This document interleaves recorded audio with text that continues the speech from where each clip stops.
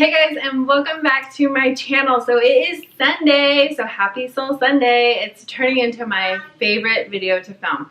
So if you hear a ton of noise, there is football and food happening in my front room right over here. So we just got home from church. I actually made lunch today in the crock pot. I'm pretty proud of it. It's beef and broccoli. Hang on, let me see if I have to. No, we're good. Okay. So it's a beef and broccoli in the crock pot, and then I get some rice. It's actually going to be in a video that I will post after this, so stay tuned for that video. Subscribe if you want to see that.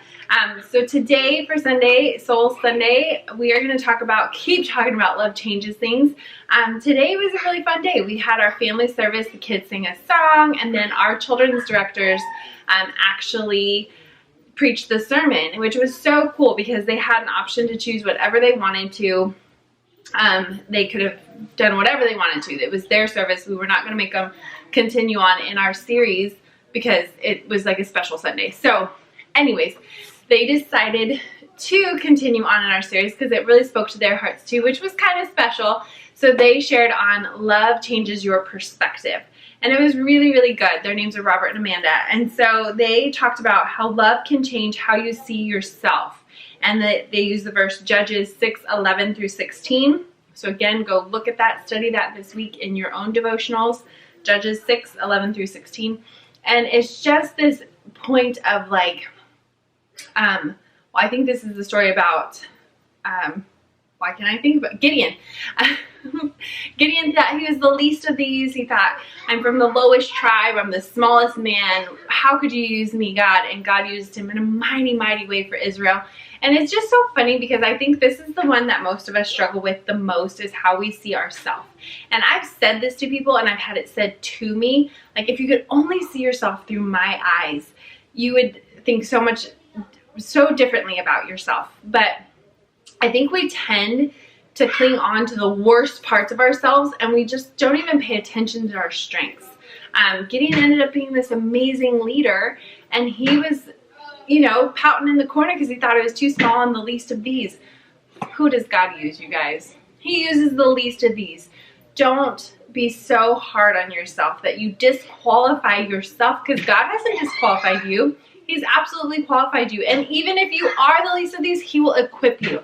So that is just my little rant there. And they had us say, I can do hard stuff. So I want you to say, I hope you just said it, I can do hard stuff. So the second point is God can change our perspective on who God is. And it's the story of Jonah is what they use. And this is just, sometimes I think we see God as this big, wrathful, take them all out, Lord type of person, and just mean, especially if you've grown up hearing some of the stories in the Bible. That's exactly what it sounds like. Well, the story of Jonah is so beautiful because the Ninevites were awful people. Like, the people that God was sending Jonah to, they were bad people, but their hearts were tender. And so the second that Jonah went and said 8 words to them, they repented and they changed. But Jonah's heart was hard against those people because he was like, Lord, how in the world could you forgive them? They're awful. Here I am, this good person, and you're sending me to them? And how many of us, especially if you've been a Christian a long time, can feel this way? You see that person that hurt you, that stole from you, that cheated you, and they walk into church and you're like, no, not you. God could save everybody but you. But God is a good, good God. And he is loving and faithful to all of us. So love can change your perspective on how you see God. If you see everyone through the filter of God and that he loves his children, he sent his son to die for his children so that we could be in relationship with him. And you see every person that way, even the hard people. Like, this is an art to be mastered. And I'm not there yet either. I still have those moments where it's like, oh, Lord, why do you love them? But he does. So, and I'm thankful that he loves me. And then God can change what you surround yourself with. So when you start living in love and living through the filter again of seeing God and love through everything, that love changes what you surround yourself with. You start loving God so much you don't want to hurt his heart. Just like your parents. Like if you go to your parents' house and you don't wear a certain shirt because you know it would offend them, that's the same thing as with God. Like, you know, when grandma would come over, we'd clean the house, or you don't say these words, you don't do this. And it wasn't because we feared her or anything, but we respected her and we loved her and we didn't want to hurt her heart with our own freedom or whatever. And that's the same. God gives us free will. We could do whatever we want. The choice is ours, and he's going to love us regardless. But when you start to really fall in love with God, you want to do the things that pleases his heart too. So you start not watching certain movies. You start not listening to certain music. Not because there's laws and rules of regulations that go with Christianity. It's because you love and respect your God, and you want to make his heart happy. You want to make him proud of you. So you start surrounding yourself with the word. You start putting in the good things so that you could give that out in love. And so I just thought that was a really good one. And then God's love can change the way you see your purpose. And then they use 1 Samuel 17:32 through 37. And this was really good. So we went through a whole series about David. And so we all have like this really good appreciation of David. So this story they used about David was when he was called to fight Goliath. Or I'm sorry, he fought Goliath. That wasn't his main purpose for going that day. His main purpose for going to the battlefield that day was to serve his brothers lunch. And in that service, he found his calling. He found what God meant for him to do. He was already anointed king at that point. By the way, he was already going to be king. And I think that's so crazy. And he was still going to go serve his brothers, one. And then two, the prize was to become the prince, marry the daughter, do all these things. So anyway, it was already his, but he still served. He served Israel. He served the king. He served his brothers in that love of God, because all these people were mean to him.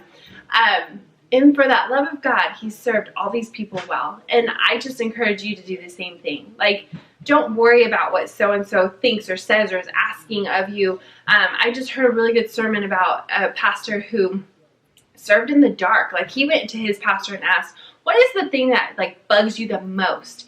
And the pastor was like, having a dirty car. And like, he wasn't saying it like, he had no idea what the intention of this person was going to be. But he was just like, man, my biggest pet peeve is having a dirty car. So this kid went and washed his car every Saturday night so he'd drive to church on Sunday in a nice, clean car. He said, I did it and the next day it would rain. Or I did it in the middle of the night so nobody would know. I didn't take Instagram pictures of this. I didn't tell anyone. I just wanted to serve my leader. And I feel like that was David's heart too, is like, I don't care who notices. I don't care what accolades I get for this. I don't care. I am just going to do what God asked me to do. I'm going to just be obedient to him. And then we see that his life was full of blessing, full of crazy, but full of blessing. So same for you and I. Just serve. And when you love and you serve, you'll see your purpose differently. You might even find your purpose. You might find the very thing that you're like, this is what I was put on this earth to do. Just by serving and loving. So I thought that was really great. David wasn't called to fight Goliath. He was asked to serve and went. It was so good. And then they ended with this. Let love overflow through you so that it helps change someone else's perspective of God. When we just start overflowing with good acts, like do a pay it forward line at Starbucks.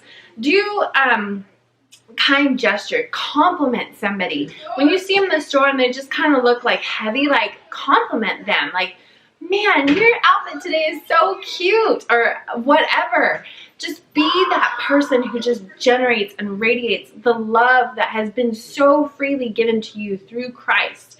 And when we start doing that, you guys, we will change the world. When we allow love to overflow through us and we start showing and sharing the love of God in that way with this servant's heart and this good perspective of ourselves, like let's not beat ourselves up either, because who's attracted to someone who's super down on themselves?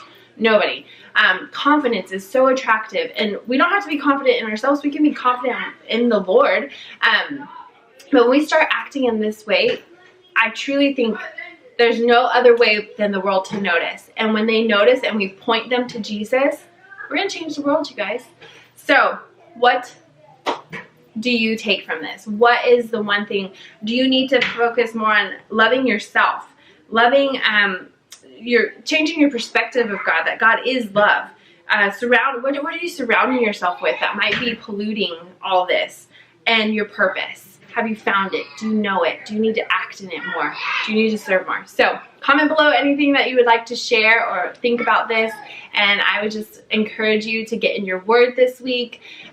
Even if it's just the verses that I shared, do it, pray, and I will see you guys in our next Soul Sunday. Love changes things. Like this video, subscribe, join our tribe. We would love to have you, and have a great day. Bye, guys.